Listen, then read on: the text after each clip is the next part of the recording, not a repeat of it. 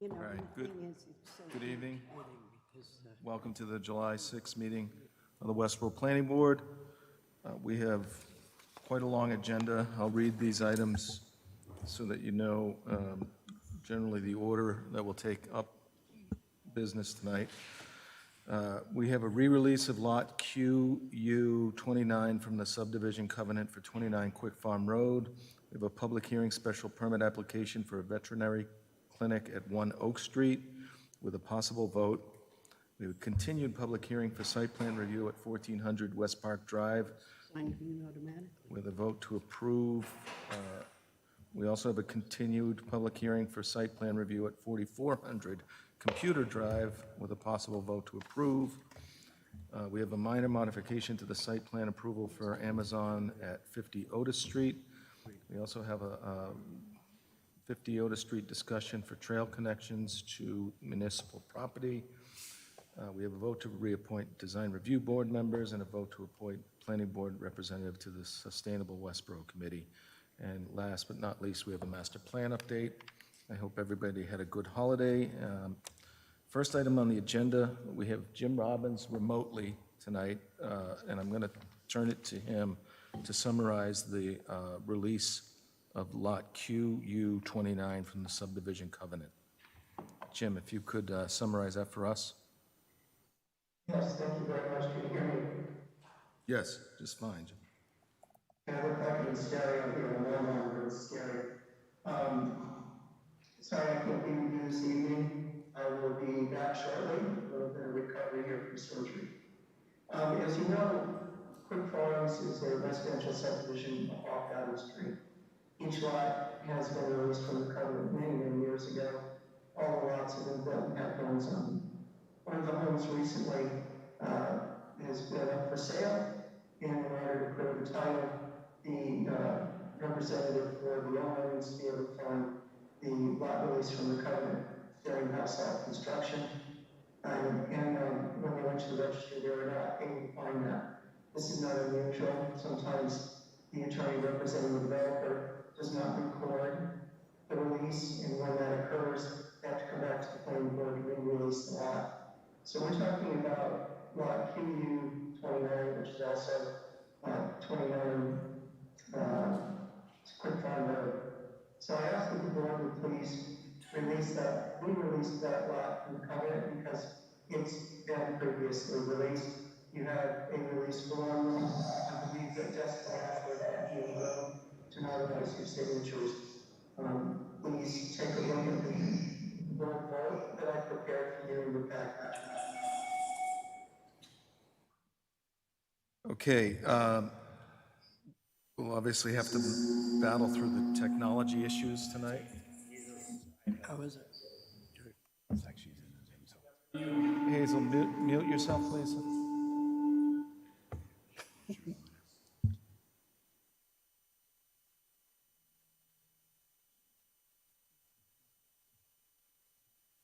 I think we have Jim here to figure this out. Jim Robbins, can you continue?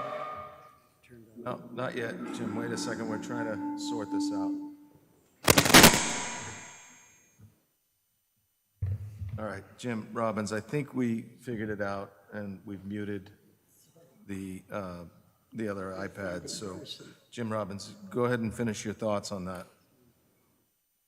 I'm not sure how much you heard, but 29 Quick Farm Road, lot QU 29, was previously released from covenant many years ago.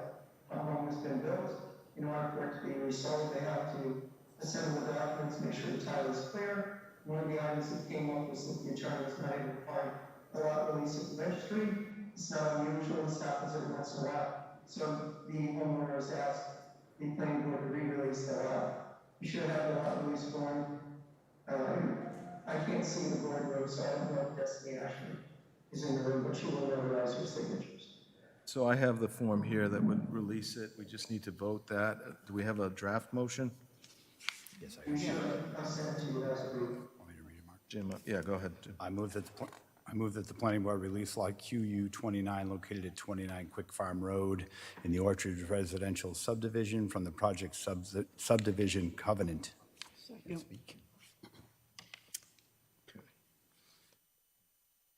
All right, we have a motion, we have a second from Hazel. The motion was from Jim. Any discussion of the motion? Okay, all those in favor, raise your hands. That's 5-0 in favor. We'll just take a minute to sign this because we only have a notary for a short amount of time. Pass that down. With no objection, I'll move to the next item of business, which is a public hearing, special permit application for the veterinary clinic at 1 Oak Street with a possible vote. Jim Robbins, I'll start with you again. If you could summarize where we're at on this application, and then we can turn it to the applicant. Sure. So veterinary hospitals require a special permit in the Highway Business District. This proposal is for 1 Oak Street. That's the property, the commercial property at corner Lyman Street and Route 9. And that building currently contains the Gold's Gym as well as Chipotle. Can I interrupt? Jim Robbins, I'm sorry, I forgot to read the public notice into the record. Thank you, go ahead. Apologies, if I can find it.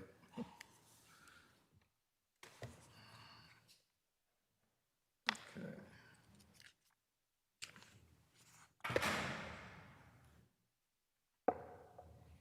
All right.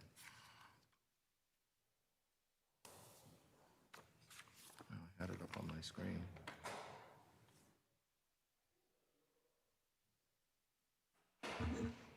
Here we go.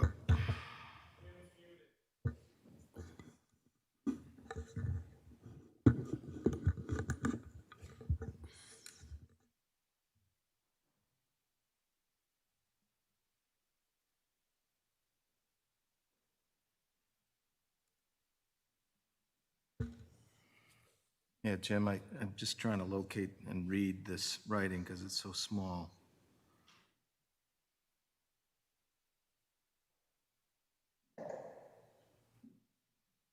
All right. While we're doing that, I can continue to Yeah. summarize the application. Jim, I'm ready to go here, so let's just get this out of the way. Legal notice of the Town of Westboro special permit for proposals within a highway business zone pursuant to the rules and regulations relative to special permits under Section 1310, 2300, and 2600 of the zoning bylaws of the Town of Westboro and Mass General Law, Chapter 40A, Section 9. The Westboro Planning Board will hold a public hearing on Tuesday, July 6, 2021, at 6:30 p.m. In the Forbes Municipal Building, Great Hall, second floor, meeting rooms, 45 West Main Street, Westboro, Mass., on a proposal to add an animal hospital at the existing commercial building located at 1 Oak Street, Westboro, Massachusetts. The proposal being heard consists of a 4-exam room veterinary clinic with surgery, x-ray, and treatment room. No overnight permits, outdoor, I can't read that word, but outdoor something or boarding will be provided. Any person wishing to be heard should appear at the time and place noted above. A copy of the application and plan are available for review in the Westboro Planning Board offices at 45 West Main Street, Westboro, Massachusetts, or on the Planning Board webpage at https://town.westboro.ma.us/planning, and the town clerk's office at 34 West Main Street, Westboro, Massachusetts, during regular business hours. That was in the June 8th and June, I believe, 15th. Don't quote me on that. Of the Telegram and Gazette. And we do have the green cards. Those are in order. And Jim, I will get back to you now. Thanks. Thank you. As I was saying earlier, this proposal is for an animal hospital, and animal hospitals in the Highway Business District require a special permit from the planning board. This property is at 1 Oak Street, which is on Route 9 in the Highway Business District. The proposal is for indoor professional office treatment for animals, medical treatment for animals, There are no outdoor runs or outdoor spaces. There are no overnight stays for any of the animals treated. This is a typical 9-to-5 medical office. So again, there are no outside uses. This is the occupation of an existing space in an existing retail plaza. There is no new parking necessary. There's adequate parking on the site for this use. I'm hoping the applicant is here this evening. I can't see the boardroom, so is the applicant here? Yes. Oh, sir. There she is. Hi, Tracy. Hi. It's your turn. All right. go ahead. Excellent. Aiden has my presentation up, I think, on the screen. I think it might replace Jim in just a second. Okay, my name is Tracy Reed, and I'm representing the applicant tonight, Rare Breed Veterinary Partners, for the Pet Medic Urgent Care Veterinary Clinic. Next slide, Aiden. Urgent care for animals is the same as urgent care for people. We're talking, this is largely after hours care. This is not, this is essentially symbiotic to a family practice. So you wouldn't be taking your dog here for like a rabies vax. This would be scrapes, bee stings, those sorts of things, non-life threatening. It's a bridge between obviously family practice and your trauma centers like Tufts. So a lot of times I know my dog and cat always get into trouble outside of normal hours, or even if I do have something, all the appointments are booked for the day. So Pet Medic offers great same-day appointments. So, all right, next slide. So we are located, as Jim has mentioned, at 1 Oak Street. You can see on the upper right that we have that corner suite there. Yes, thank you very much, Aiden. And we have a clinic in Watertown right now and in Portland, Maine. There, again, are 4 exam rooms, an average of 15 patients per night, 3 staff, 1 veterinarian. So small, but again, mighty. And next slide, please. All right, as Jim had mentioned, we do have adequate parking for the use. There are 167 spaces on the site.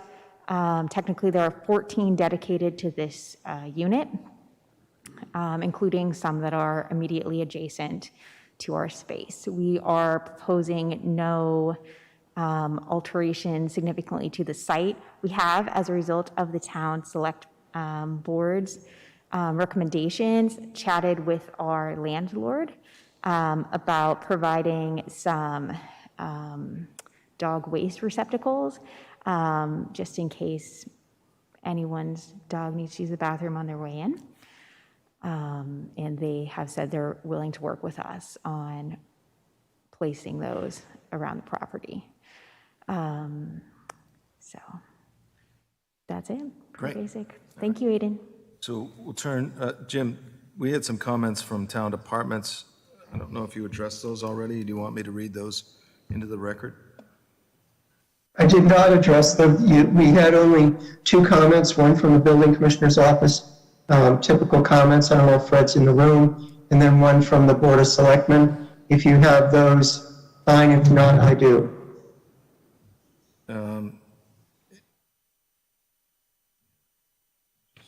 Looking, we had a bunch of no comments. Fred, do you mind summarizing your comments for us while I look for the selectmen's letter?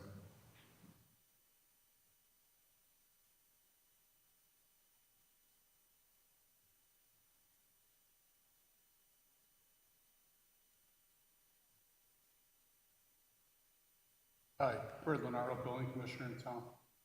Basically, they have to apply for a building permit to set up, and we just get verify the zoning as part of that.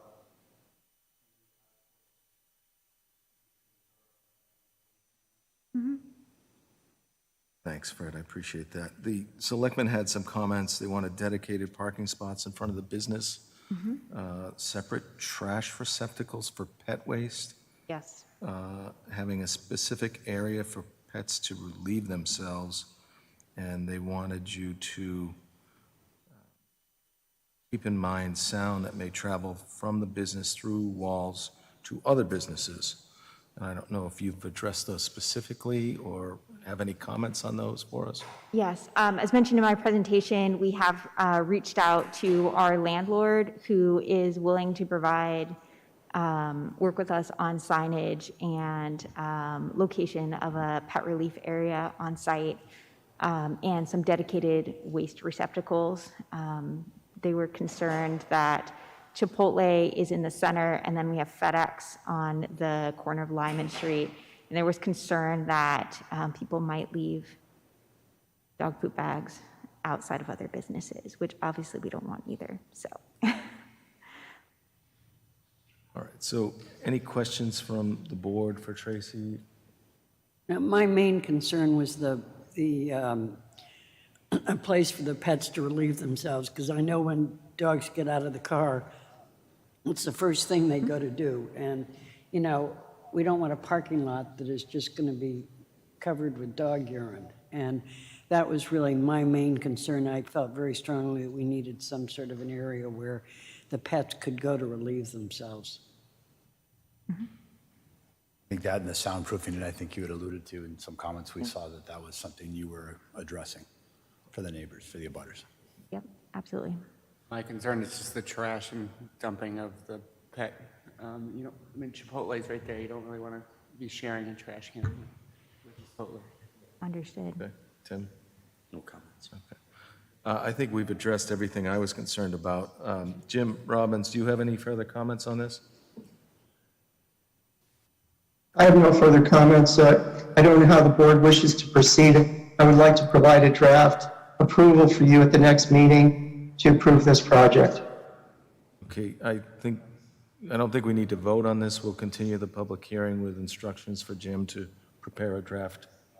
All right, do you think maybe by then we could have perhaps a site drawing showing where this possible pet relieving area is? Yes, we can work with the maintenance staff to identify that. Okay, that would just, I think, be helpful to know where it's going to go. Okay, yeah, dimensions of it, you know, Yep. is it 4 by 6 or 20 by 20, or it's hopefully bigger than 4 by 6. All right, so I will make a motion to continue the public hearing on 1 Oak Street to our next meeting, which is July 20th at 6:30 PM. Second that. Okay, any discussion? All those in, Jim Robbins has to recuse himself. Jim Ball. I'm sorry, Jim Ball has to recuse himself from this vote because he is in a butter. So all those in favor, that's 4-0 to continue the public hearing. Thank you. Sorry, Jim. Thank you. All right. Next item, business. We have a continued public hearing for the site plan review at 1400 West Park Drive with a potential vote to approve. Jim Robbins, I will turn this to you again to go through any outstanding issues. We'll maybe hear from the town engineer as well, but I'll start with you, Jim. So as we know, in our last public hearing, one of the things that the board wanted to do was to work with the applicant to address some mitigation regarding, in this case, traffic, off-site traffic. We had that work session with members Silverberg and Morse, and I would like those two members to please report out on the discussions of that work session. I have also drafted a approval decision for the board, but I think you need to allow the applicant first to make any additional comments or presentations that they wish before you proceed regarding the work session. Okay, so first of all, as far as the report on the work session, we had a productive work session with the applicant where we agreed on mitigation towards traffic issues of $137,500. As part of that mitigation, the applicant will pay for the design, the concept plans for 2 proposed traffic solutions at the end of Flanders Road and in the intersection of East Main Street. And depending on the town's preference, we'll bring one of those designs to, through engineering to ready-to-build stage, I guess would be if that's the right terminology. So that was the extent of that, and that should be summarized as a condition in the special permit. Jim Robbins, I think there was some engineering issues. Lisa, do you want to address those, or? It's a site plan review approval, just to correct the record. My mistake, site plan approval. Lisa, was there any outstanding engineering? I could be mistaken on that, but. We have no objection to you approving tonight. There are a few outstanding issues, but the applicant has agreed to work with us on that, so we'll make sure that that is complete before the building permit is issued. Okay. You should have a copy of the memo I submitted. I believe I do, yep. All right. So Jim Robbins, do you want to go through the special permit and then we can ask the applicant to respond? It's still a public hearing, and at some point I have to ask if there's any public comments, but thought I would do that after you go through the permit. Does the applicant want to add anything to the presentation before we discuss the draft permit? Okay, thank you. All right, so Jim, take us through the decision on the site plan approval, and we can turn to the board for questions on that, and then to the public for any comments.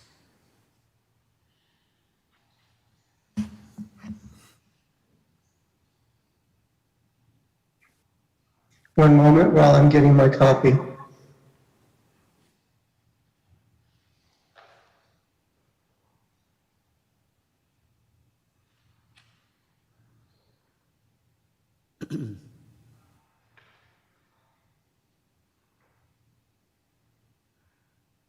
All right.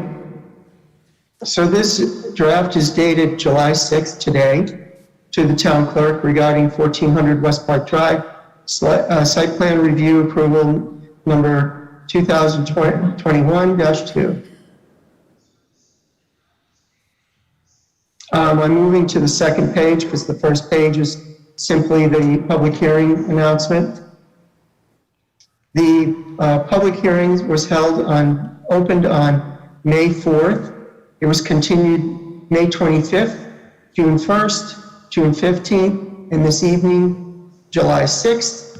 Hopefully it'll be closed this evening. It appeared in the Telegram and Gazette, and I'm hoping that you have those dates. I don't have the correct dates in my draft.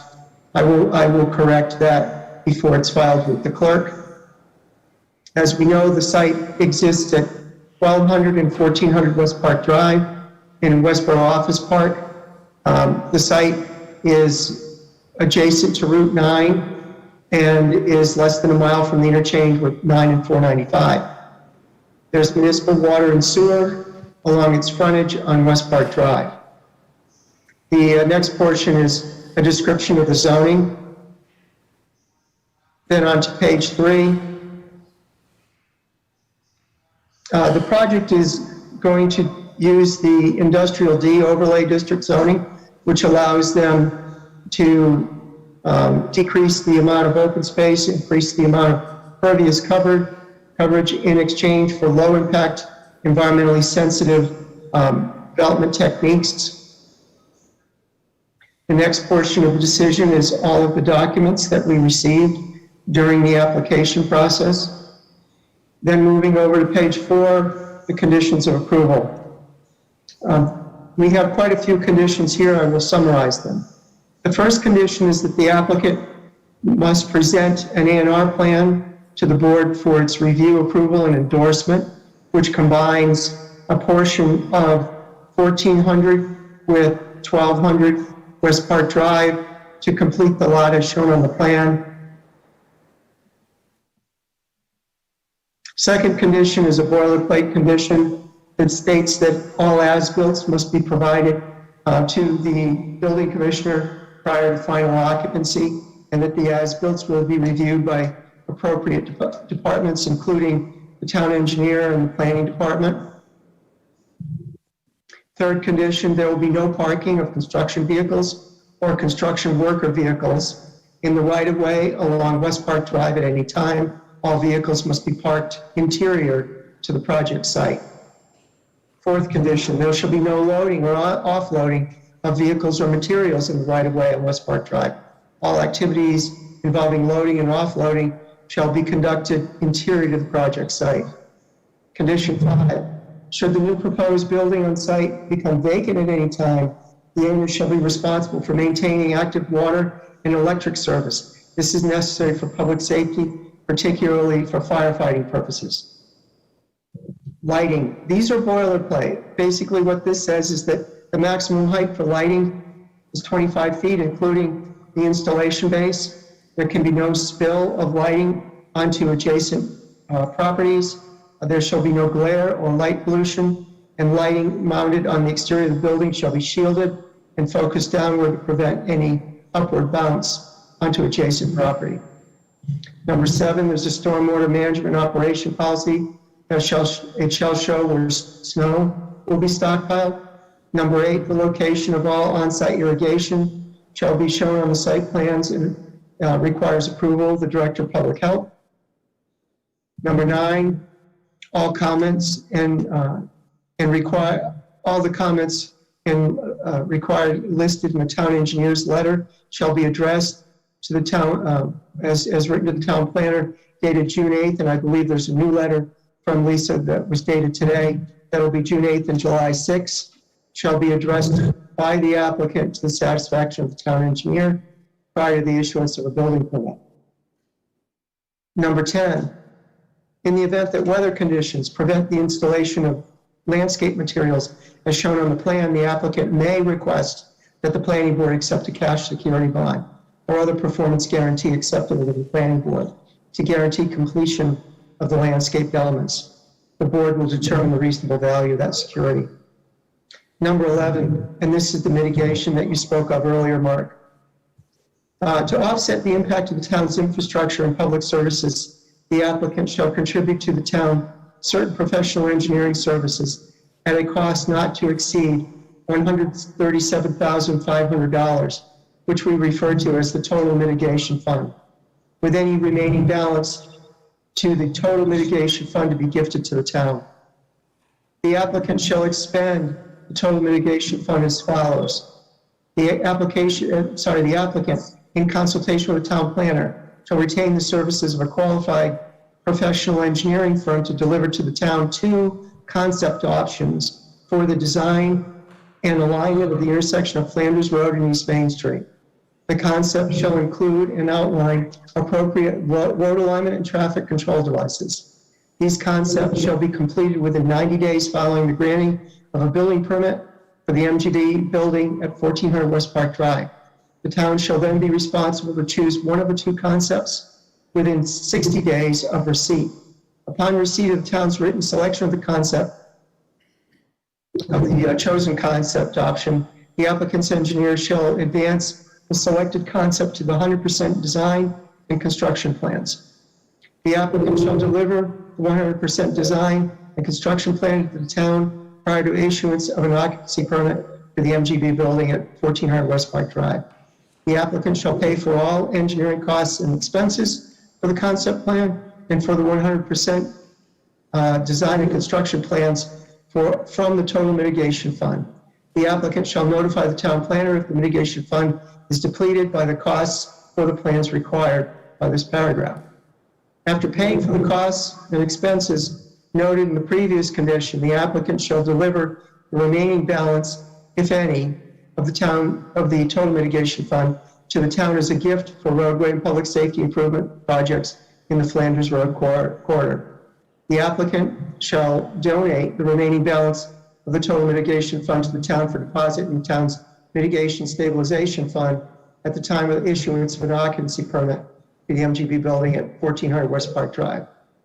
The timelines for delivery of plans as set forth above, the timeline for donation of the remaining of the total mitigation fund, if any, to the town as set forth in condition 2 may be extended by the planning board for good cause at its sole discretion. The next section is comments from town boards and consultants, and they're listed here, items A through J. These shall be resolved to the satisfaction of the planning board as listed below. We received one public comment from 900 West Park Works, dated 6/1/2021. And conditions 13 and 14 are boilerplate. They basically say that the planning board acknowledges that plans referred to in the decision may be subject to modification during construction, and then the planning board reserves the right to review any future plan changes and to modify any specific conditions set forth in this decision relative to the site plan approval. The planning board shall determine by majority vote whether any proposed modification of the projects, regardless of the source of such modifications, requires a formal amendment to the site plan review, or alternately, whether the modification is consistent with the approval issued by this decision and the purposes and intent of the applicable conditions sought to be modified, and therefore a public hearing is not required. Non-performance simply just says if the applicant does not comply with any of the conditions stated above, they'll be considered a violation of grounds for revocation of the approval after a public hearing as required under Mass General Law, Chapter 40. All set, Jim? That's it. Thank you. So before we continue, I just wanted to note that town council has reviewed this and sent us an email this morning. Jim, I would like you to add that to the comments Yes. as item L, I guess it would be. And just to let the applicant know, the only revision on that was to change the word approved in paragraph 1 as regarding the A&R to endorsed, because the planning board does not approve an A&R, it endorses an A&R. So, Jim, if you could reflect those changes in the final decision. Any questions from the board? Comments? Okay. Any response from the applicant or you've had a chance to review this and you're comfortable? Okay. It is a public hearing still, so are there any comments from the public? Okay. Hearing none. Jim Robbins, we didn't get any email comments from the public, did we? I'm not aware of any. I cannot see that, so. Okay. All right, so are we ready to move forward with a decision on this? Do you have a draft motion? Go ahead, Jim. One suggestion is that, Hazel, speak into the mic I'm so Jim sorry. can hear. My one suggestion is that the draft motion said was subject to town council review. They have reviewed it. That right. So that part of the motion, I think take that out of the motion. Agreed. That's fine. Do you want to make the motion, Hazel? Yeah, I can do that. I move that the planning board approve the site plan review for 1400 West Park Drive as written in the site plan approval dated July 6, 2021, with any edits made during this board meeting and following, during this board meeting, period. That would be it. Second. Okay, so Hazel made the motion, Tim Kaler second. Any discussion of the motion? Okay, all those in favor? That's 5-0. That's approved. Thank you so much for coming in. We wish you the best. And we will move on to the next agenda item, which is a continued public hearing for site plan review at 4400 Computer Drive with a possible vote to approve. Jim Robbins, I think we had recently received a sound attenuation study. And Bob, do you have anyone here to present that? There'll be someone who will be available remotely. They should have signed in to answer questions on the report. So why don't I turn to Jim Robbins first to get the board up to date on any other outstanding issues, and then hopefully we can turn to your consultant and then questions. Jim Robbins, if you could take us through any outstanding issues on this, on 4400 Computer Drive. So as you know, we had a site walk with the residents, the neighbors to the project in June. And at that time, we discussed the height of the wall. We reviewed the plan that showed where the sound attenuation wall would be, also showed where the light protection wall would be. We had a sort of a model showing the height of the wall, and I think that that satisfied the concerns of the abutters. One of the requests was that we would have a professional sound attenuation study presented to the board and available for public review.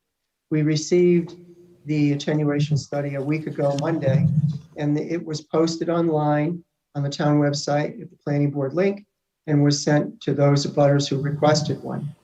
I have spoken with at least one abutter, and they had no concerns for the actual design of the wall itself. The only concern was that once the wall is constructed, that it would be maintained in the condition that it was designed to be. In other words, if something were to happen to the wall over time, a piece broke or fell down or was damaged by snow removal, that it would be repaired and restored to its original intended condition. So Chairman, can I make a comment on that? Sure. Why don't we address that first? And I'm sorry? why don't we address that first? Go ahead. There will be a condition that would require that to be maintained.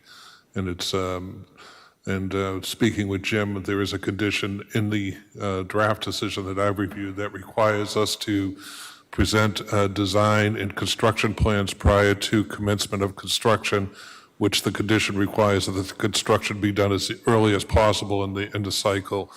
And so that the certification that it would be designed to comply with the minimum standards set forth in this report would be met prior to us beginning. And clearly it's in our best interest to do so because there is a look back, and we certainly don't want to put a wall in that we have to then modify or alter within 18 months of installation. So I believe there's the protections that the board had requested on the site visit, and some of the abutters have been incorporated into a draft decision. Yeah, I think item 10 in the draft decision addresses the applicant shall maintain the attenuation wall in good working order and condition. We can, as we go through the site plan later, Jim can point out where these issues are addressed, but I appreciate that you're committing to maintaining it. Jim Robbins, I think we had an outstanding issue on a work session on potential trail easement across the site. I'm not sure if the language on that has been worked out. Yeah, there's draft language in the decision. To be honest with you, after we had that session and reconsidering some of the issues raised by the two members of the board, as well as Mr. Burns, is it, from the Trail Committee? I've given that some thought, and I've spoken to the applicant and would like to suggest something.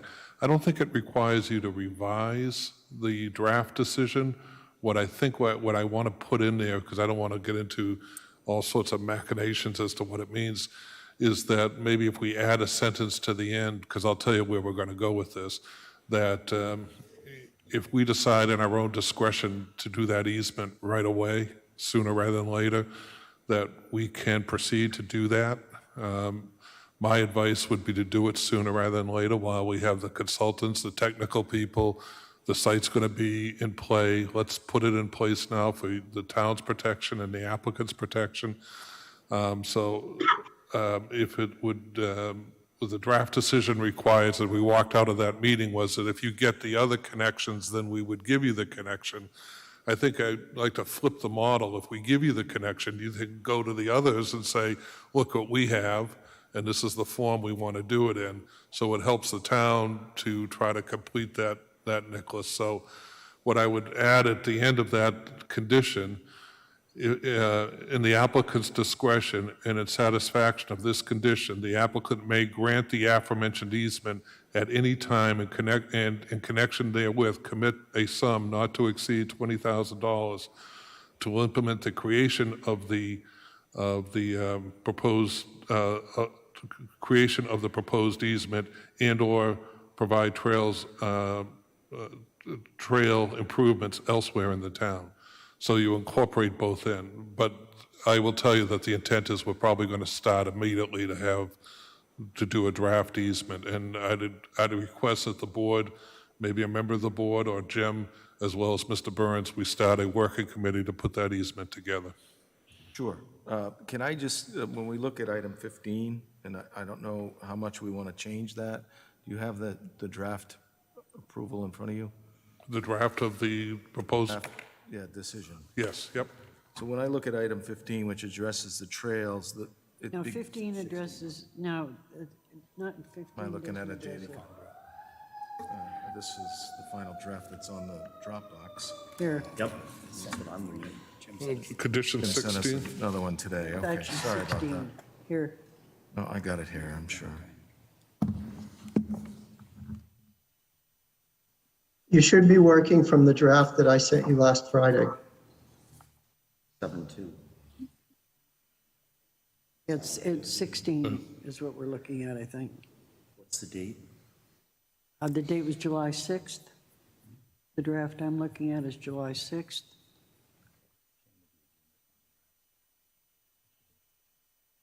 Do you want me to, I could give you my copy of, No, I'm sure I have it. I just, Do you find it? I have it here.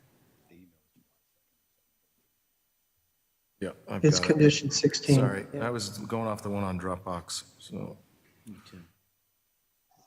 All right, so when I look at item 16, then, it begins with provided that the town obtains Right. an access easement. Yeah. I'm wondering if we can just delete out that first, provided that the town, and just start with the applicant will work with the town to provide well, an if easement. you'd want to go that route, I have a draft condition that you can share and read, and it's only one paragraph that accomplishes the same thing. Okay. Good.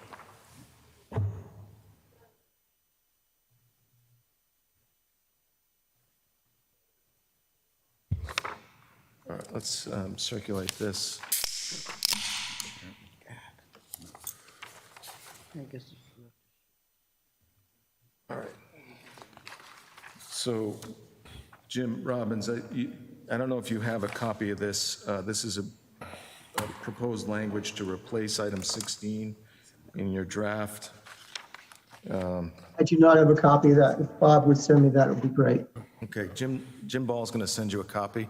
I'm just going to give you these back, Bob, in case anyone in the audience wants to look at that. If you could just put it on a chair back there, and if anyone wants to look at that language, there's extra copies there on the desk. While we're waiting for Jim to get that, can I make one other comment on Go another ahead, Hazel. paragraph? Yep. Okay, and number 10, the final sentence, which says the applicant shall maintain the attenuation walls in good working order and condition throughout the life of the project. I would prefer it to read throughout applicant's ownership of the property, because talking about the life of the project can be determined to be just building the building.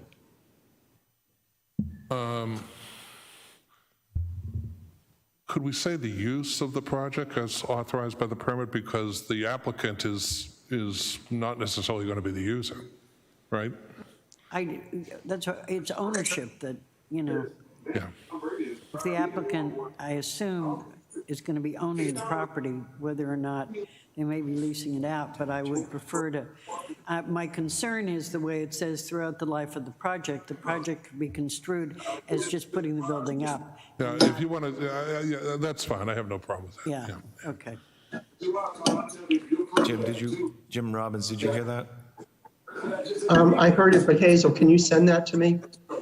All I did was take the last sentence in paragraph 10, where it says the applicant shall maintain the attenuation walls in good working order and condition throughout, and after that, I'd like to put applicant's ownership of the property and delete the life of the project.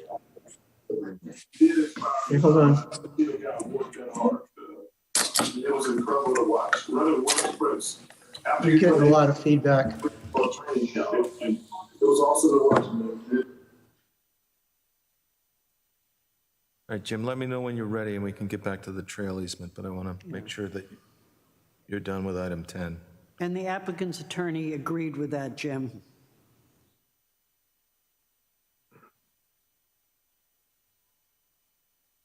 Okay, Hazel, give me that again.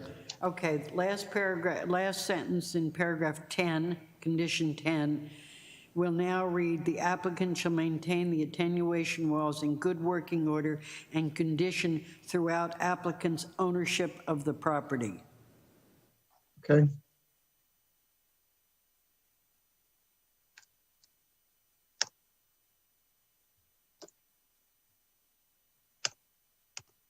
My concern was that project could be determined to be just the building of the building. Okay, I've Okay? got it. Got it.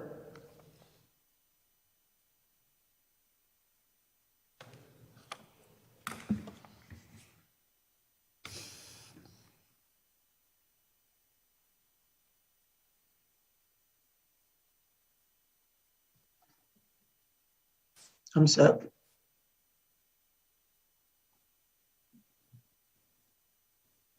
Okay, so back to item 16, which was the trail discussion, and there's some proposed language to replace item 16. I'll read this into the record. The proposed condition for conservation easement. The town is desirous of obtaining an access easement across the property presently known as 1400, 1800, or 2400 Computer Drive to the perimeter of the existing conservation buffer easement recorded with the Worcester County Registry of Deeds at Book 6074, page 71, the conservation easement. The applicant in town shall in good faith negotiate an easement across the project site and the conservation easement area for the limited purposes of pedestrian trails. The form and substance of said easement shall be reasonably satisfactory to the applicant in town and shall include without limitation provisions with respect to location, security, liability, signage usage, example, daylight hours, and acknowledgement of the town's obligations to construct and maintain said pedestrian trail if established. The town shall be solely responsible for obtaining all necessary permits, approvals, and consents required for the pedestrian trails. The applicant shall, however, reasonably cooperate with the town in connection with the permitting of said trail by signing any applications and consents necessary to prosecute regulatory approval of the establishment of such pedestrian trails, provided the same does not impose any liability or cost to the applicant. The applicant shall also contribute to the town the sum of $20,000 to assist the town in constructing and maintaining the pedestrian trail easement granted by the applicant or to enhance existing pedestrian and bicycle trails or other public recreation amenities in other locations in town. Any questions on that new language? Jim Robbins, have you had a chance to read that? I have a copy of it. I've not examined it thoroughly, but if the board is okay with that, I'll substitute that for the condition in number 16. Yeah, I think it's better. So any other comments on that from the board? Better. Okay. We'll get to public comments later, but I think for the time being, we'll proceed as though this language will supersede the existing language under condition number 16. Bob, I know we did have council review this as well, and there were some minor changes raised in an email earlier today. I don't know if you've been apprised of those. Do you want me to go through those with you? No, I think we're fine with them. Okay. Again, relatively minor issues, so I won't get too much into those. Jim Robbins, do you want to take us through the decision now? Sure. Because this is a lengthy decision, I'd like to skip the boilerplate stuff and just deal with the substantive conditions of approval. So if that's all right with the board, I will skip the description of the project site and the existing conditions and go straight to go straight to page 5, conditions of approval. Can I make one comment? I know we added the correspondence from the town attorney to the preceding one. We probably should do the same thing here. Right, I think, Jim, could you add that to comments from Done. town departments? Yep. Similar to Will the do. last one. Yep.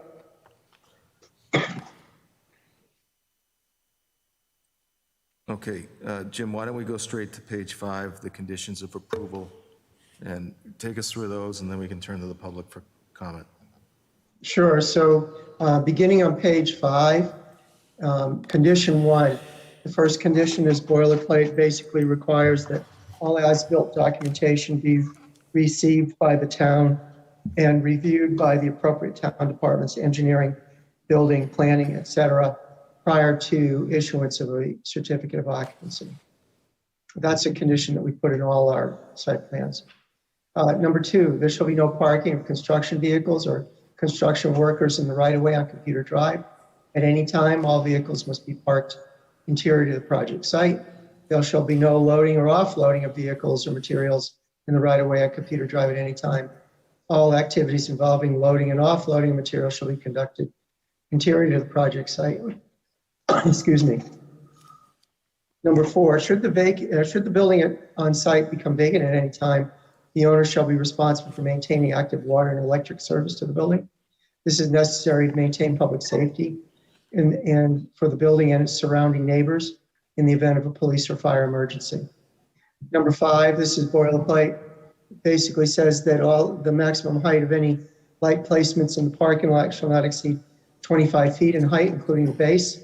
The lighting fixture shall be full cutoff design to prevent light spilling onto any outside of the parking area. There shall be no light pollution or glare to adjacent properties. Outdoor lighting owned and maintained by the applicant shall conform to the Westboro zoning bylaws. Lighting mounted exterior to the building shall be shielded and focused downward to prevent bounce or spill onto adjacent properties. Number 6, also boilerplate, stormwater management plan operations and management plan shall show where snow will be stockpiled. Number 7, the location of all on-site irrigation wells shall be shown on the site plan as required by the Board of Health, Director of Board of Health. Number 8, in the event that weather conditions prevent the installation of landscape materials as shown on the plan prior to the request for an occupancy, the applicant may request that the planning board accept a cash security bond or other performance guarantee reasonably acceptable to the planning board to guarantee completion of the landscape elements. The planning board will determine the reasonable value of security. Number 9, and this is where we begin the unique conditions to this plan. In order to allow the town to understand and plan for public infrastructure impacts for future development projects for the town and this area of town surrounding the project, known as the Northeast Quadrant, the town and the applicant agree as follows. The applicant shall acquire the services of a consultant, which amount shall not exceed $30,000, to conduct a study that identifies impacts of future development in the Northeast Quadrant, which shall include but not be limited to infrastructure, water and sewer, public utility sources, and pedestrian connectivity. The applicant's consultant shall work with the town to develop a scope of said services, scope of said study. The consultant shall deliver the final report to the town prior to final occupancy of the proposed new building. Could I interrupt? The applicant, Jim, can I just interrupt once? I noticed there's no time limit on this. prior to occupancy, right? Prior to occupancy, we have to have the report delivered. Oh, okay, sorry. Sorry, go ahead. Yeah, Jim, I wanted to interrupt you before you got to item 10, because I thought this would be a good point to turn to the sound consultant to get a summary of the sound study. And then we can read item 10. And since this was kind of a hot button issue, I wanted to see if the public had any comments either on the sound study or the condition in the approval. And then we can move forward to the rest of the decision. Jim, I'm sorry to interrupt it like that, but I thought this would be a good point to get it all together in one place. So I'm not sure the technology, how we're going to switch I'm over to looking up your myself. consultant. I'm hoping somebody has that under control for me, so maybe Aiden. at I'm going to Westboro- finish condition 9 then, if that's all right. Oh, sorry, I thought you had finished that, Jim. Go ahead. No, it's multiple parts. So Part B says the applicant shall contribute to the town the sum of $15,000 to assist the town with their current comprehensive wastewater management plan or such other improvements to water and sewer that the town deems necessary. Item C, the applicant and/or the town shall engage with context architecture to prepare for the benefit of the town's fire department a programmatic study to a maximum of $24,500. This study shall address the following: space needs, conceptual layout, station location analysis, and cost estimates. The monetary contribution set forth in the subclauses A through C above shall herein be collectively referred to as the project planning contributions. The project planning contribution shall be made within 90 days of the grant of the site plan approval for the project with no appeal thereof. If appealed, the dismissal with prejudice thereof. So I want to stop here. Bob, one of the comments that our town council had suggested is that we remove that last sentence.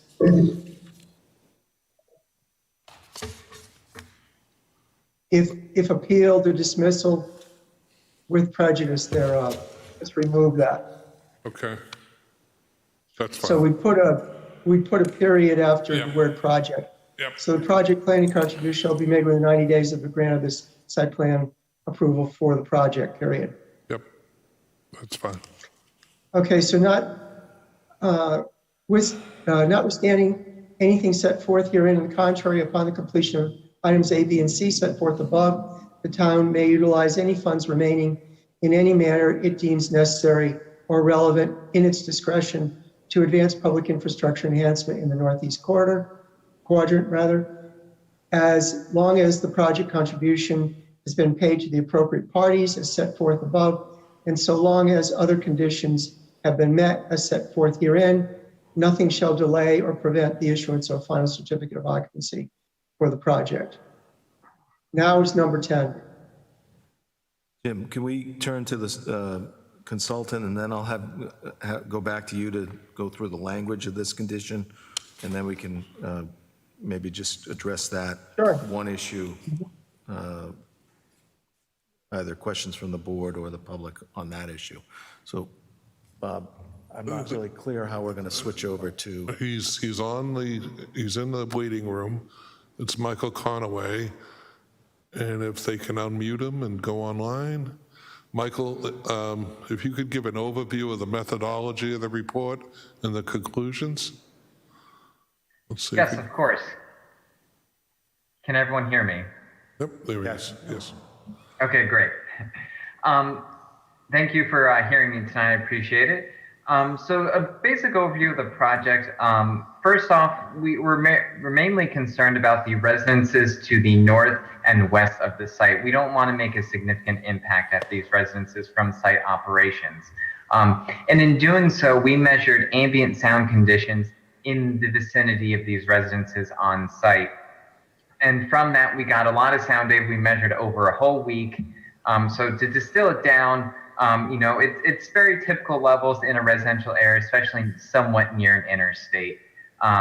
Levels typically on the order around, in the 40 dBA range, which I will get into what that means a little bit later. Based on that, we also have to comply with the Massachusetts State Code, which is 10 dB above the ambient level. So like I said, our ambient level is about 40 dBA in the area. So we have to add 10 dB onto that. So the criterion then is 50 dBA, which corresponds to your refrigerator 3 feet away at night. So that's that's what we're planning for, and we're making sure that we meet that level so it's sufficiently quiet at these residences. This 50 dBA colon is also typical for other states and other jurisdictions that we've seen. A lot of states use this as a criteria. So from there, we have our criteria set. And then from there, we created an acoustical model of site sound emissions. The first model that we did is of HVAC rooftop equipment and, typical, AC noise that you hear from these facilities.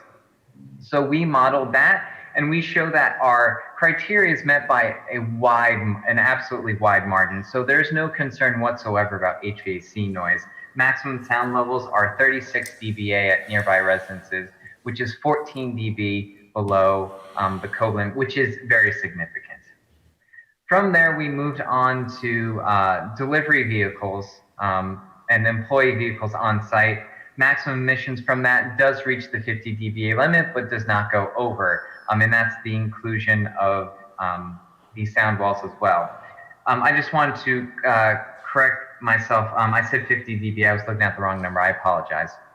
In my report, the level is 43 dBA with delivery vehicles, so 7 dB below the limit, which once again is significant.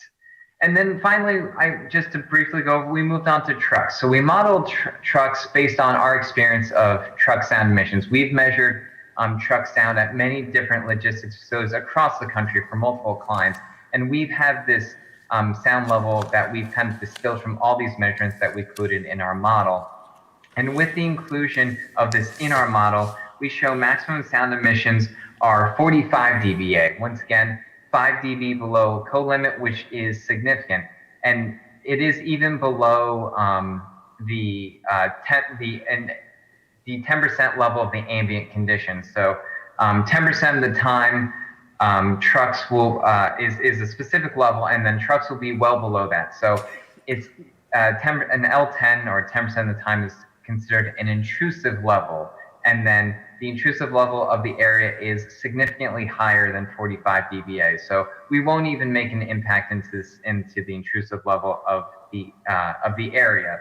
So, and that's inclusion with the sound wall. The sound wall must be a 7 pound per square foot material. Currently, what is proposed is the material called plywall, and it's a wooden fence. It looks pretty nice. If that doesn't want to be, if that's not what's going to go forward, anything that's 7 pounds per square foot or more will be acceptable for this to get the result that we produced in our model. So overall, with the inclusion of the sound wall, our acoustical model shows that we will meet our 50 dBA co-limit, which is by 5 dB or more for all cases for all sound emissions on site. So I do not foresee any complaints from this site, and everything, it will blend in easily with the area. Mr. Chairman, I can give to the board, and I've left some here, some pictures of what the proposed materials.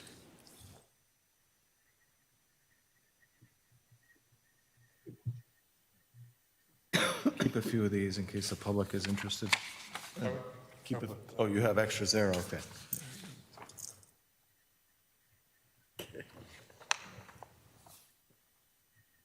Have you seen this, Jim? Jim Robbins, have you seen this I have not seen that. exhibit? Okay. You're going to send it to him as well? Great. Thank you, Jim.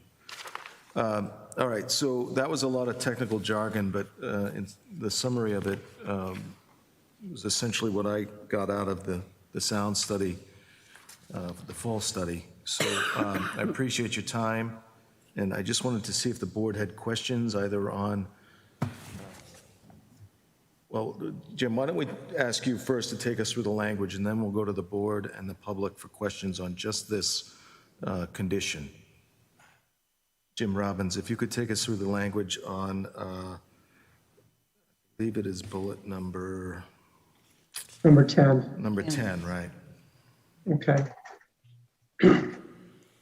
So condition 10 says, the applicant is proposing to install sound and light attenuation walls in the areas in conformity with the details shown on the site plan entitled overall site plan and dated. I've got to add a date there, Bob, because the plan that you gave me didn't have a date on it. I might date it today. We can decide whatever you think is right there. The attenuation walls. The attenuation walls shall be constructed as soon as reasonably practicable in the construction schedule. However, under all circumstances, the attenuation wall shall be installed and completed prior to an occupancy permit for the site.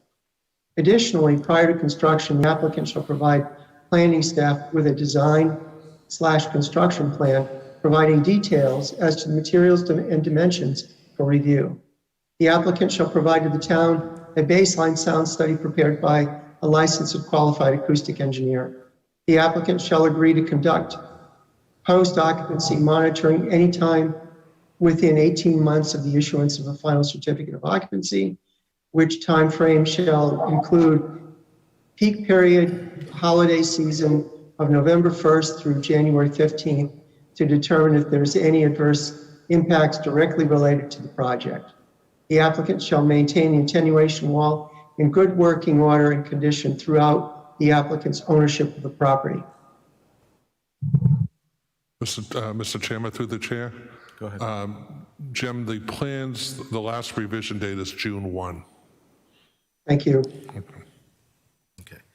All right, so we've heard from the applicant and their consultant. We've heard Jim's language. Any question from the board regarding the sound attenuation wall, the study? Anybody have any concerns about the language? Okay. I just want to turn to the public on this issue only, just to see if any, I know this was an important issue. Andy, if you could name and address for the record. Yeah, please come use the mic for, we don't have someone taking minutes, so she'll be relying upon the tape. Go ahead.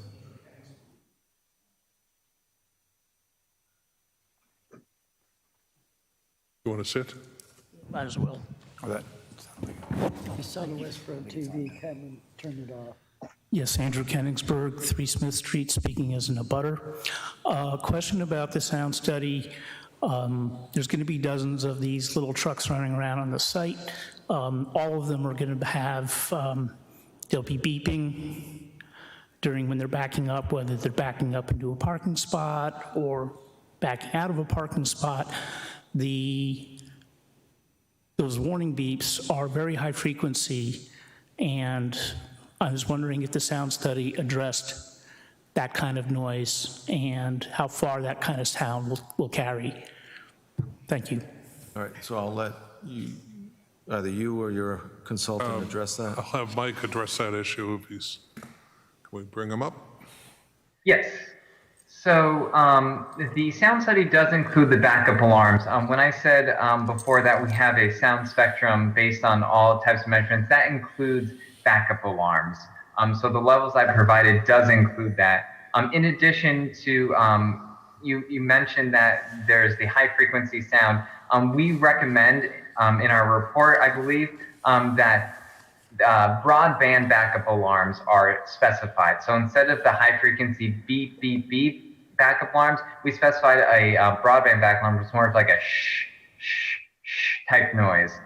So that's less annoying, more broadband, but still provides the safety that's needed. In addition, they are smart ambient sensing backup alarms, which include that sample the sound level in the area and adjust the level accordingly. So if it's quiet, it's not going to be as loud. So we take that all into account in our sound study, and we still show that our code limit will be met and it won't be significantly annoying. So Andy, just from my comments on this, I'm convinced that this wall will be effective. I wouldn't probably let this issue die if I wasn't convinced of that, but I think one of the important conditions in this condition is the commitment by the applicant to revisit this within 18 months to ensure that the wall is doing its job, and to a commitment to improve it as needed if it's not doing the job. So I think that's an important factor in this, that we really don't know for sure that it's going to work until we actually have it in place. And my hope is that you won't be bothered by this. It'll be an improvement over what you have now. I'm definitely convinced of that. So, all right, so any other comments from the public? Ken, just if you could name and address, and come speak into the mic. Thanks, Bob. Might be working now. No? Ken Kincaid, 19 Smith Street. directly behind the proposed facility. I asked last time about extrapolated sound data for the defoliated months and during November, like October to January during the busy times. Apparently you weren't able to get that, or you didn't have anything like that from your sound study? Yes, that is correct. So we do not include foliage at all in our sound study. So it assumes that there's no leaves on any trees. Okay, because I was wondering, because your Norwood facility that backs up into Westwood has had huge problems on the backside in Westwood with sound problems. Is the sound abatement wall similar to the one you put in there? Do you know? Does anybody know? Because that one is very ineffective from what the reports in the papers from down that way say. Can anybody comment on that? I am personally not familiar with that. Okay. So we don't really know if the wall is the same as you've built in all your other facilities, or whether it's actually effective or not. That's something I think is we don't have an important, answer because if on you look in any newspaper or any online about problems with noise in Amazon facilities, it mentions even the walls they put in, even recently, are ineffective on the backside. So it's just something, I know there's nobody from Southborough here, and there's some nice houses just down the street from me on the Southborough side, and they're not gonna be happy when the 1.5s are full of sound late at night. By 1.5, I mean $1.5 million houses. Well, They're Southborough, so I guess they aren't invited here. I'm not concerned with the cost of the real estate, I'm just Yeah, but concerned with trying to They have, satisfy and they everybody include to the best of Mr. the- Tang, who owns Chengdu, who's a Westboro taxpayer. So, I'm not familiar with the complaints you're referring to at In Westwood, the Norwood facility that backs up into Westwood, there's huge noise complaints. And I'm just wondering if the facility, if the walls you're planning to build are similar to that, or is there a better one? Mr. Chairman, if I may. Yeah, please, Bob, address The it. wall that's being constructed will be constructed in accordance with the recommendations of the consultant, so we'll have to live by those parameters, which will establish the acceptable limits, and if we don't, then we have to rectify the situation. So we can only go by what the data, I'm not familiar with the other locations or what the topography or what was done there, whether the walls are, I mean, these walls will be a minimum, I believe, of 12 feet in height, and before we commence construction, there'll be design review by the town to ensure compliance with the recommendations of the report. So it's a risk that we're taking that they do what they're supposed to do. What risk? Yeah. Because it's a significant risk if they don't perform, that we'd have to step in and rectify the situation. I mean, I think that the agreement on the applicant's part to revisit this on a more or less continuing basis is going to be a great help to the neighborhood. And, you know, at that point, if it's not working, then we'll have further discussions on it. But it's so far from what the applicants presented to us, I'm comfortable for them to go ahead with it and see how it works. I mean, you may hear complaints about other facilities, but you're always going to hear complaints. I'm not concerned about that aspect of it. And I think that the comments about the fact topography varies, there are all sorts of things that may make a difference in what you were reading complaints about. It may be the type of wall, it may be the topography of the site. There are any number of things that could affect that. So I think from what I've seen, at least, I think they've made a good faith effort to try to take care of this problem. And the fact that they have given us a continuation to monitoring of this, I think will protect the neighborhood. Okay, because I just want to know if anybody had any idea what the wall was, because previous walls have failed in other cities. Yeah, but can I just, Go ahead. Because I live behind it. and so I'm if the gonna get wall that. fails week one, they're gonna have to replace the wall week one. You know, we're gonna have to go through the process and replace the wall. It makes sense for them to put an adequate wall up the first time, and I think that's what we're getting at. And Yeah, I think that's what the sound studies provided the information on. I think the wall is adequate from what they're providing us and what I see here and from going to studies. So, I mean, it really falls on them to provide an adequate wall because we're going to have to revisit this issue until it's corrected. So that's just my feeling. Ken, I just did a quick search online, and the article I just read said that the Westwood neighbors were concerned about the noise because the project is in Norwood, but it's right on the Westwood line. And one of the things that Westwood was proposing was that they build a sound wall. So from my take from this article is that they didn't have a sound wall in place and that they're trying to put a sound wall similar to what we're requiring here in place. Now, I couldn't find any other articles. I did find one about noise in the Milford facility. That was before Amazon agreed to make some changes at that facility, such as the white noise over the sounds and other minor changes there that would hopefully help the neighbors. So from what I can tell, there wasn't a sound wall in place when they built that facility in Norwood. I could be wrong on that. I'm going to, again, defer to Hazel's comments. We've got to see what the wall does. Yeah, no, I read an article that said there was a wall that was something that was inadequate. Maybe not to the effect that maybe they're learning from mistakes and from having to rebuild things. Right. And, time is money. And, revisiting within 18 months will be good. We'll see what happens first Christmas season after the factory's built. Yeah, I mean, I get back to my earlier comments. I'm pretty convinced the wall will work. I'm glad that they're going to revisit it in 18 months. I'm definitely convinced that it will be better than what's out there now. But it's really important to me, and I think to the rest of the board, that the neighbors have as little impact as possible from this. It's important to me, too. Given that it's a site plan review, I think they've made a really strong commitment towards that end. Okay. I appreciate the white noise thing. That was my other question. Okay. All right, so any other public comments on the sound condition, the wall? Okay. Jim Robbins, if we could go back to you to take us through the rest of the decision.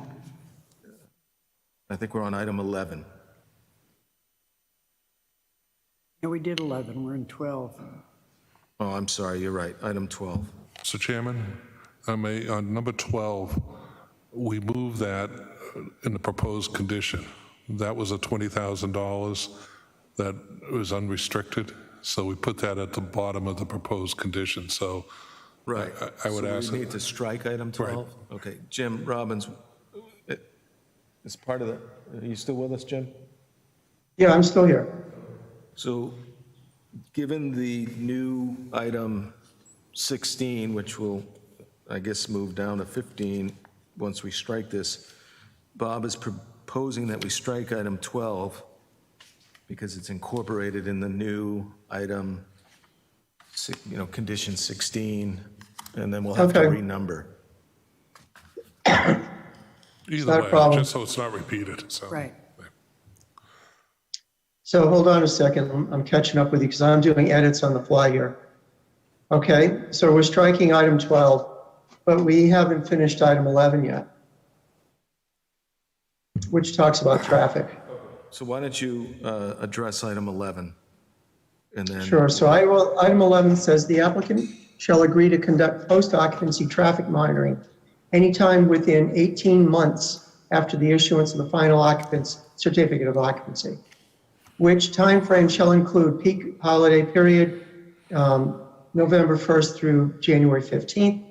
If the post-occupancy monitoring demonstrates adverse impacts directly related to the project, the applicant shall consult with the town to implement reasonable corrective traffic mitigation adjustments.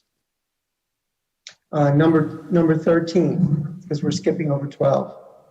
All vehicles or delivery vans for which the project site is their principal operational location, which shall approximate a minimum of 200 vehicles shall be registered as attributable to the town of Westboro for the purposes of assessment of required excise tax payments. Number 14, the applicant shall comply with all applicable federal, state, and local regulations, including but not limited to CMR Chapter 90, Section 61A, governing vehicle idling at the site. That idling time, just for your information, is 5 minutes. So they cannot idle any longer than 5 minutes. Number 15, the applicant shall address prior to the issuance of a building permit the items set forth in the time bond letter dated June 28, 2021. Resolution of these items shall be to the satisfaction of the town engineer and the planning board staff. To the extent that any of the resolution requires modification of the site plan, the applicant shall submit to the planning board for review and approval an amendment to the approved site plan. Jim. Now, the town engineer and I discussed this today, and the town engineer has sent me a new letter, which will be substituted for the June 28th letter. If Lisa's there and wants to say anything about this, would be appropriate. Jim, can we also add Conservation Department to that bullet? Conservation is addressed further on. It is. Conservation, oh, you mean to reviewing the site plan? No, under resolution of these items shall be to the satisfaction of the town engineer. Oh, sure. Conservation Sure. Department and planning board staff. That's fine. Yep, I'm doing it right now. All right. Lisa, did you want to address any comments and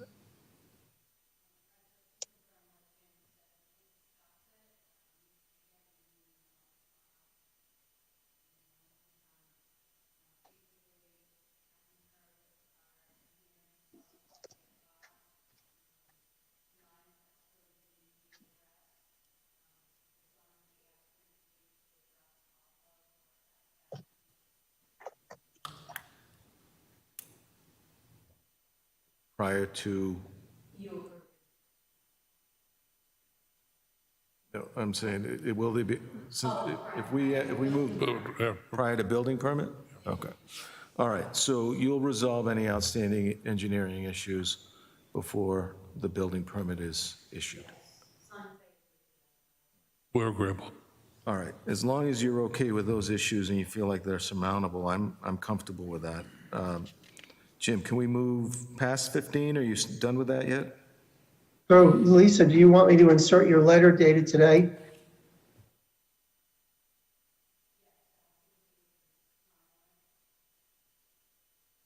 I can't hear that. The answer is yes, Jim.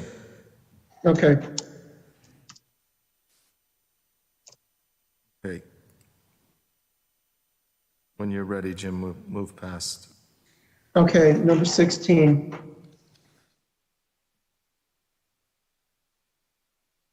Let's see, 16, provided that the town obtains an access easement across any of the properties. This is the one that May interrupt we you. were talking about. Jim, we substituted 16 with the language from Bob. Yes, I've got that. Okay. So I was just starting it to let you know that that's what we're gonna do. All right, so I think we can move past 16 to 17 then, since we've Okay. already addressed that condition and agreed with the language that Bob suggested for that. 1 second.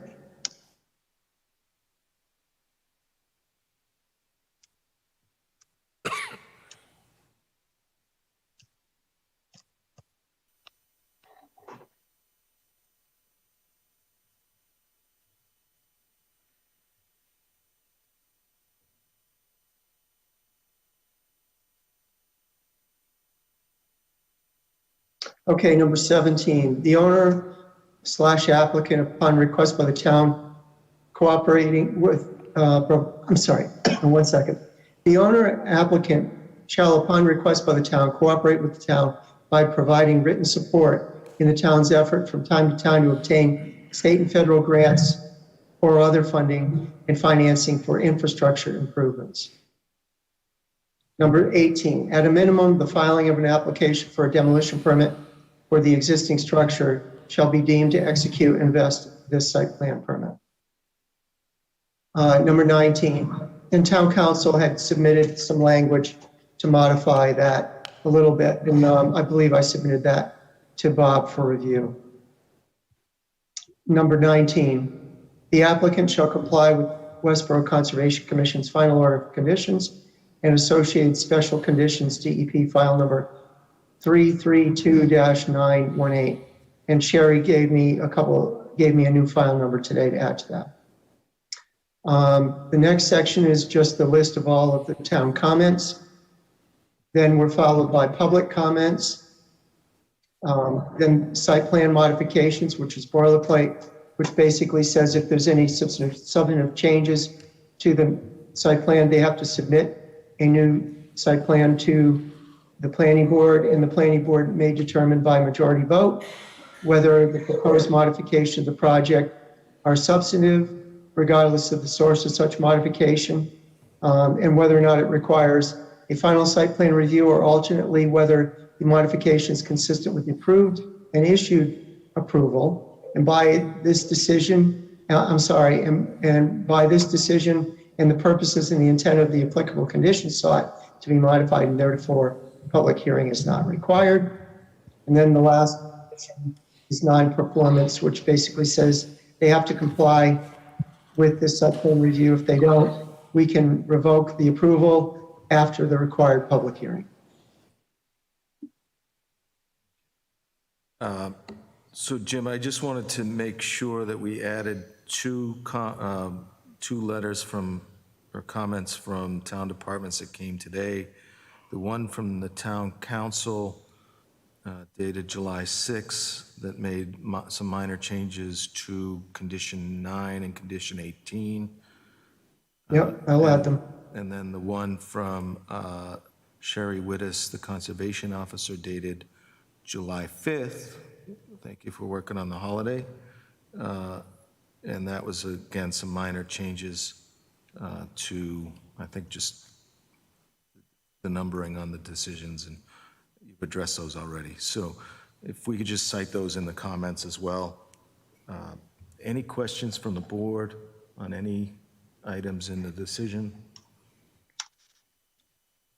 To the applicant, you've had a chance to review this. You agree with the changes suggested tonight? We're in agreement, Mr. Chairman. Any comments from the public on the decision? Ken, if you could just get... The demolition and construction, what hours are they going to be? Daytime, or is it going to be 24/7? Mr. Chairman, we would be subject to the hours of operation of the town bylaw, which I believe is, correct me if I'm wrong, 7 to 7 daylight hours, not overnight. No Sundays, no Sundays holidays. also, right. I can put that condition in there. Okay. I will put that in there. All right, so we'll add a condition on hours of operation to... We're subject to that 7 anyhow, so that's during fine. demolition and construction. Okay. Any other comments, questions from, anything from the public? All right. We have a draft motion? No, we'll do that after. I move that the planning board approve the site plan review for 4400 Computer Drive as written in the site plan approval dated July 6, 2021, with any edits made during this board meeting and subject to town council review and following concurrence by the applicant. I think we've had town council review, have we not? We did. So we can Yes. take out So that we can language. remove If that Jim's okay language. with I'm that. happy with that. So it's finishing with any edits made during this board meeting. Period. Okay. We have a motion. I'll second that motion. Tim has seconded. Any discussion of the motion? Okay, all those in favor? That's 5-0 in favor. Thank you, Mr. Chairman. May I have your indulgence for 1 minute for two quick comments. One, if I could have the permission of the chair and the board to coordinate with your staff and the trail committee to start the drafting of that easement. Sure, I'd be happy to sit on any work Okay, session. welcome that. Unless there's someone on the board that wants to jump in and take that over. My wife would be happy if you did. No. So we'll commence that. Want to do it? All right. We'll Why don't we commence. have Tim do Okay, that, and good. if he can't make it, I'll be happy to. So we'll commence that process shortly, so that we'll, and hopefully we'll have a template that you can show to other property owners saying this is, so you save some money in the long run. Great. And number two, I want to, on behalf of the applicant and myself, acknowledge the professionalism and the attention that your staff as well as the board gave to this matter. It was nothing but professional from start to finish, which from a professional standpoint is welcomed, but it also sends a message to the greater community that how to do something in Westboro and how to get it accomplished. So for that, I thank you. Bob, I will say, I firmly hope that to see you again on another project, but I hope I don't see you in 18 months on this project. I would second that one. All right. Thank you. We have, as a matter of business, we have to close both public hearings because we never closed 1400. So if somebody wants to make a motion on either one, we Yeah, I think can't we leave do it those open separately. in perpetuity. Don't we have to do them separately, I would say. Separately, please. Yeah. Close the public hearing on 4400 Computer Drive. I second that. Yeah, I got a second from Jim Ball. Sorry, but we'll get you next time. Any discussion of that motion? All those in favor? That's 5-0 to close the public hearing on 4400. And since 1400 West Park Drive is still open, if anybody wants to motion on that. I can make a motion to close the public hearing on 1400 West Park Drive. Peter seconds. Any discussion? All those in favor? That's 5-0 in favor of closing that public hearing. Thank you. Thank you again. Thank you so much, Bob. Bob, we had another item on the agenda regarding the 50 Otis Street discussion for trail connections. I'm not sure if you're ready to discuss that. We had a pretty good work session on it, but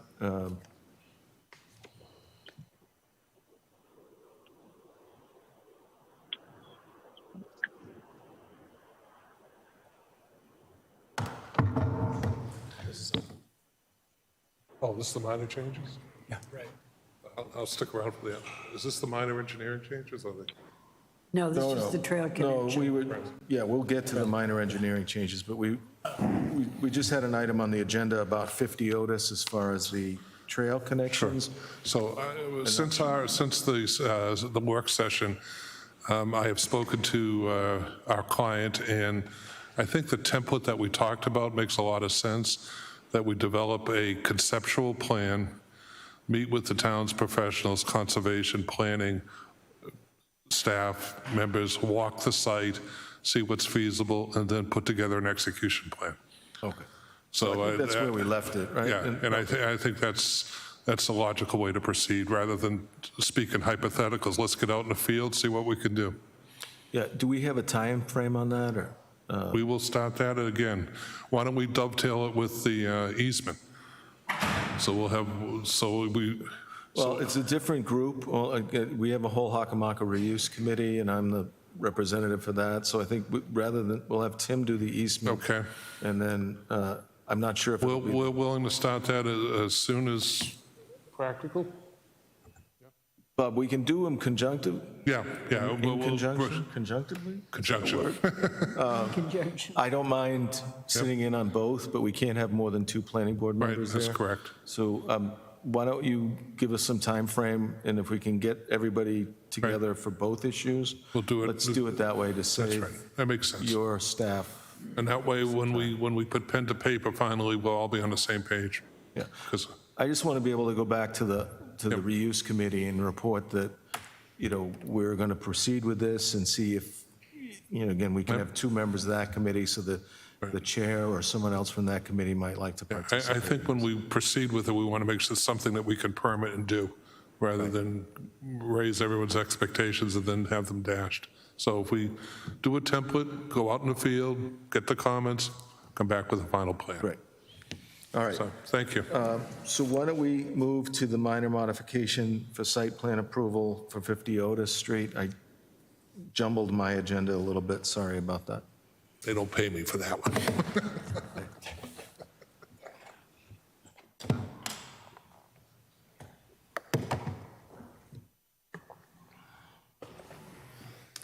So, good evening. My name is Brian Lawler, principal with SMMA, Architects and Engineers, representing Atlantic Management, the owner and applicant. Yes, I'm Grady Capobianco. I'm a development manager with Atlantic Management, the current owner of 50 Otis Street, the Amazon Robotics project. So we've had a series of minor modifications that we wanted to run by the board. Would the board prefer that, will Jim pull it up, or should I just connect in the Jim, slide? can you pull these up? Or I can. Can you share that on the screen? I don't know. I don't have that capability. I don't have the right to share. So if you don't mind doing that, that would be great. All right, yeah, if you could pull it up on and connect, we'll give you a few minutes to do that. All right, great. Ready when you are.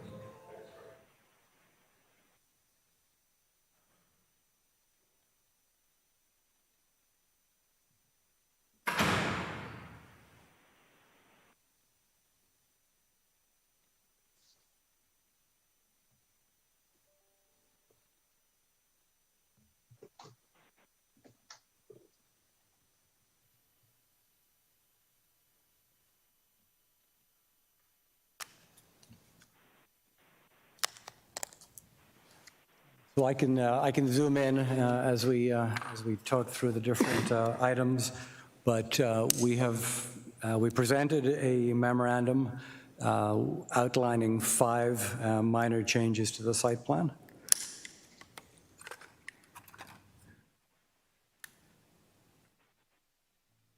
See if we can see these. So in order, if I were to compare this to the original site plan that was approved by the planning board, I think you would see that overall the plan is almost identical. The building is almost identical, and the general layout of the site is really unchanged. What we have is a small, if you can just see this here, this is a small vestibule that was added as a secondary employee entrance into the building. So that's approximately 12 feet by 18 feet.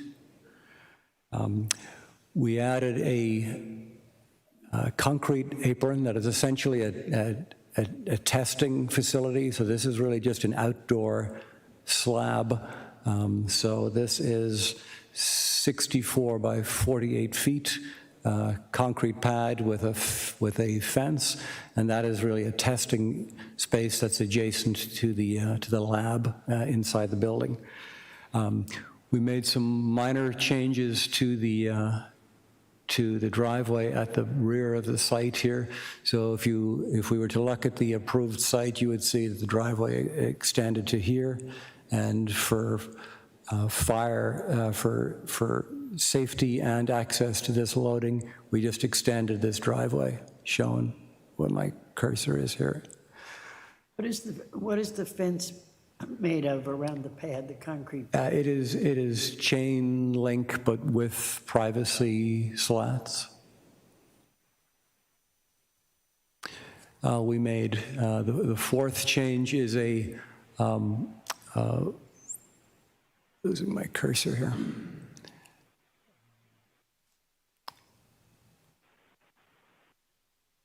Fourth change is just really a change in the landscape design and geometry of the front patio.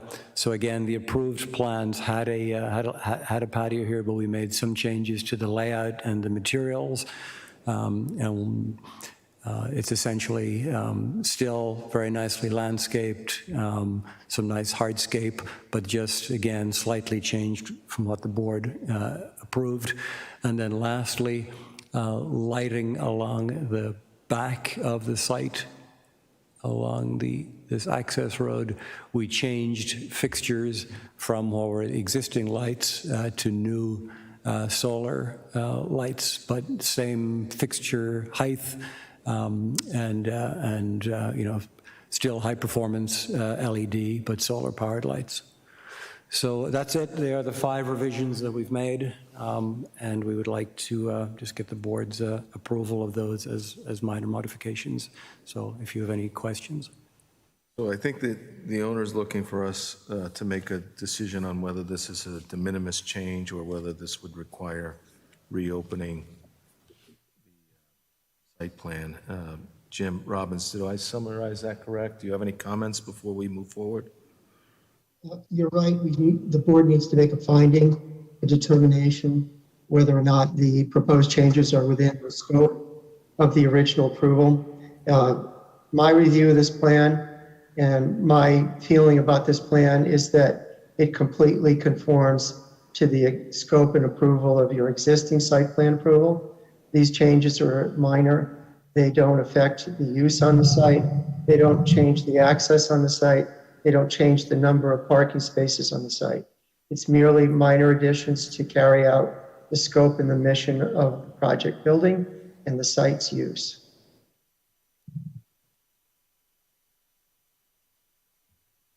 Any questions from the board? I don't have any questions either. Does somebody want to? Make sure you make a finding before the motion. I've prepared both the finding and the motion for you. Chair, just a process question. Right. Because Peter and I were not part of the original site plan approval. Not take a vote.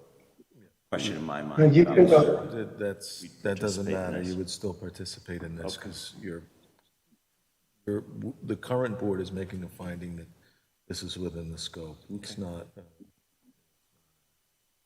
an issue of, it's new information. So, good. Jim, am I correct on that? You're correct, and there's no public hearing here. This is not a public hearing.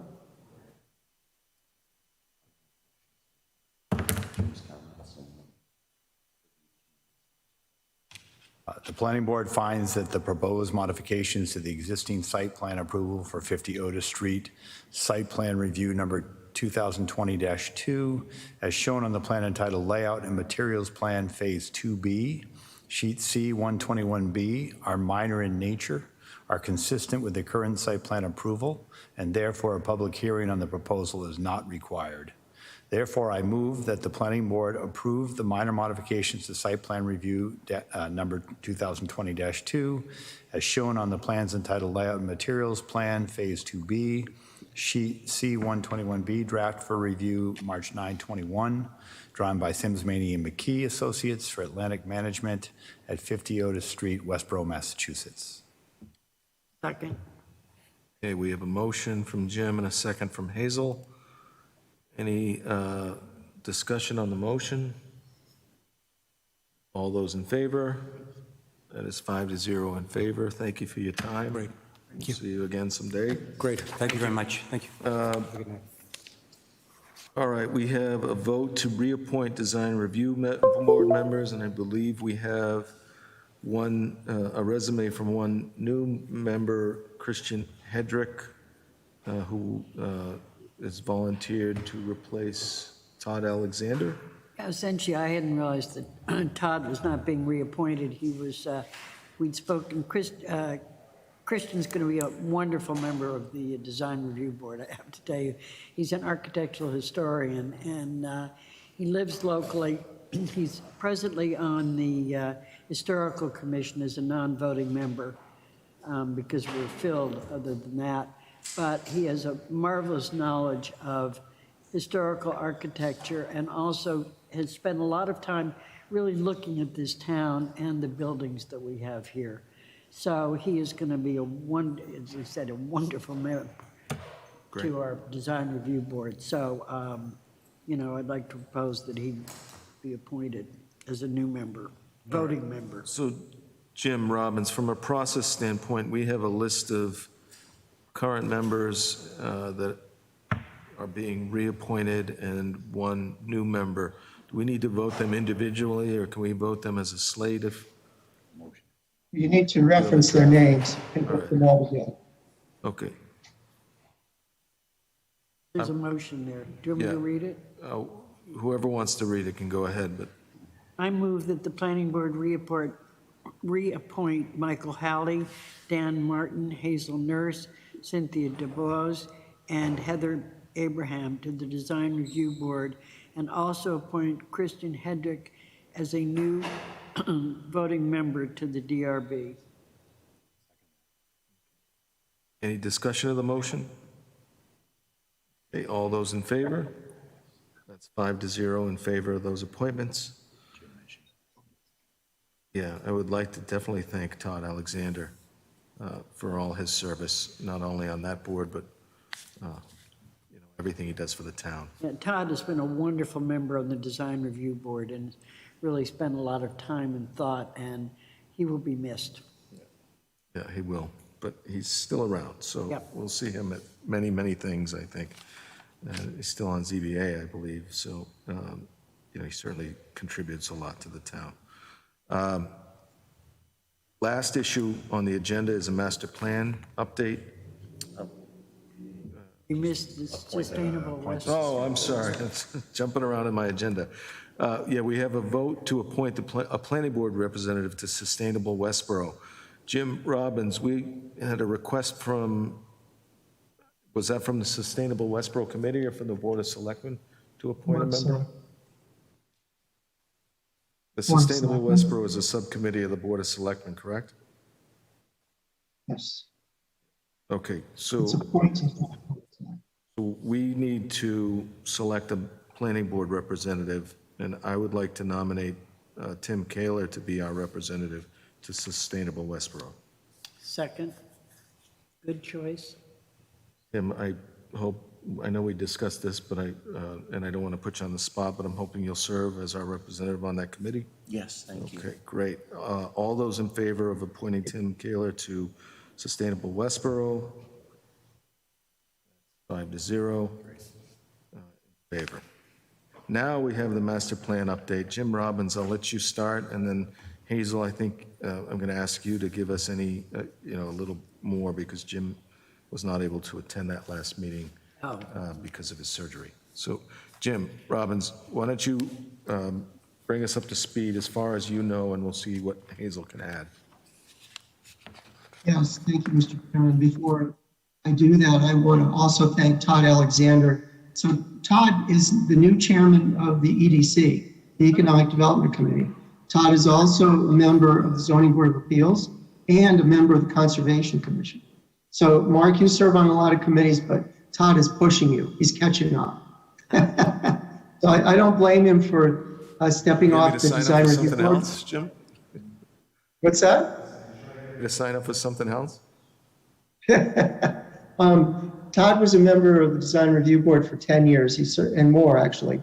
So he actually did his time. So I want to thank Todd. I know he'll see this at some point, and I'll get an opportunity to thank him myself, but thank you, Todd. Regarding the master plan update, the committee received the implementation matrix. When I say the committee, I mean the leadership committee, which is made up of the chairman, the vice chairman, and myself. The next step will be the matrix will be submitted to the planning board and to the committee as a whole and to the town manager, who will submit the matrix to department heads. There will be a period of time for comment and then turn around back to the master plan committee with advice from the department heads. And that deadline will be July 31st. I know that'll be difficult because there'll be some vacations. I'm sure we'll have conflicts with that time frame, but we're doing our best to get prepared for a fall town meeting. I was not able to attend the last leadership group meeting, but I know Hazel was there, so maybe Hazel could fill in the blanks. I think as much as anything else, the concern is to try to get the information back, particularly from the town departments. So we're going to try to get, our thought was to send it out through Christie and see whether they can take a look at the implementation plan. And once we get that information back, then we'll be able to move forward with the whole advisory committee. So it's moving forward, but we're back in the summer again now. So we have people on vacation. So everybody's short-staffed. So I think we're moving as quickly as we possibly can. Everything seems to have taken longer, and that with the COVID has just not made it easy to run this project as you normally would be and run it through, you know, in a nice time frame and everything being done the way it's supposed to be done. It's been sort of mix and match and catch up when we can.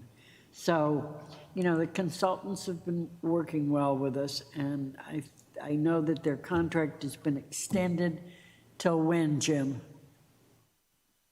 The September one. Yeah, it's been extended now to September, and that's been agreed upon.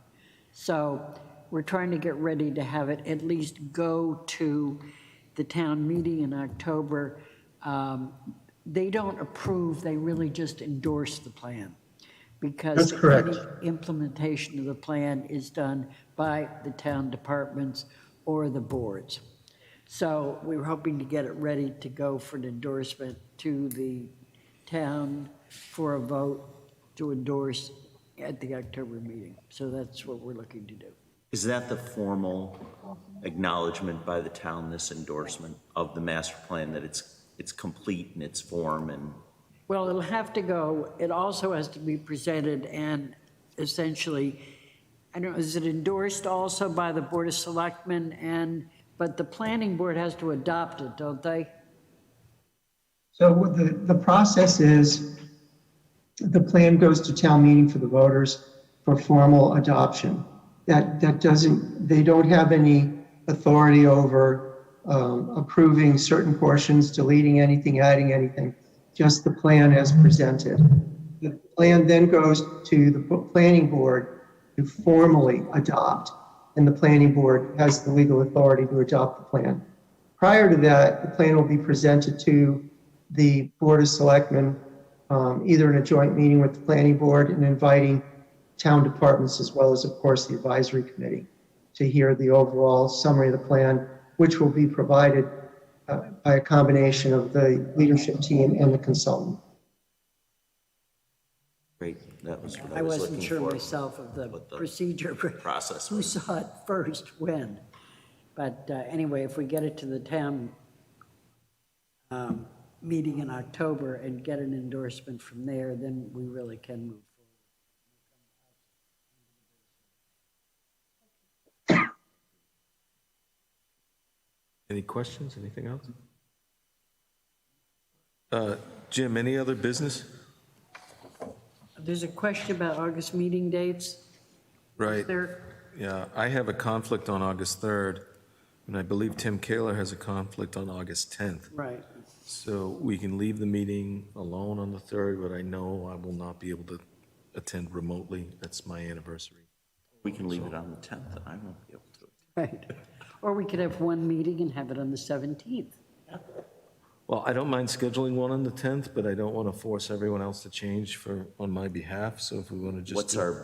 Do we know what our business load is? Well, let's ask Jim that question. Jim Robbins, So do you think we can right do? now, I don't think, right now, you don't have any scheduled business for the first meeting in August. I'm actually on vacation that week too. So let me get back to you before the next meeting on the 17th. Would it be possible to just maybe have one meeting in August? 24. Why don't we Yeah, make the that next meeting- decision on July 20th, Hazel? What? I think Jim Right. is basically saying, he'll know better on July 20th if we can do Maybe that. we could look at. So let's make that decision on July 20th, whether we cancel the 3rd, schedule for the 10th, or cancel both. I think for now, we'll leave it on the 3rd and make that decision at the next meeting. I need to bring that up again. So, all right. Any other business, Jim? Business. Thank you very much. Okay, I will make a motion then to adjourn. Second. Any discussion? All those in favor? That's 5-0. Thank you so much. Thank you to Aiden for doing such a great job tonight, making it possible for us to participate remotely. Thank you, Absolutely. Aiden. Thank you, Aiden. Yeah. I don't know about this talking to us from above, Jim. Right. I don't know how many meetings I can handle that. Yeah, I feel like I've got this big presence looming overhead. Oh, I do. Where is he watching from? Is someone going to drop off the nameplates and stuff back in the planning department? They just put it in the packets. I think the nameplates stay here. Oh, do they? Yeah.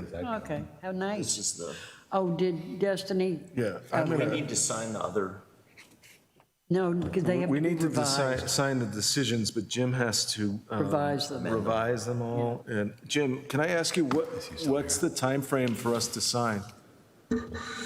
Now that we voted on those decisions?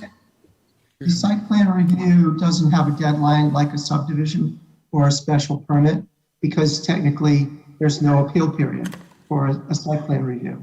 So you'll have it next week. I'll be back in the office Thursday. Kristen is back in the office on Monday. Yeah, probably Monday or Tuesday, you'll get an email to come sign it.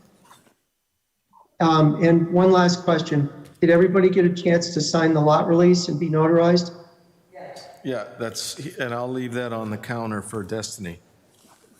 Okay, yeah. Slide it through the window because the office will be closed. Okay. Anything else? That's it. Thank you very much for your patience. I hope you feel better. Feel better. Jim. Yeah, thanks very much. Have a good night. You too. Bye-bye.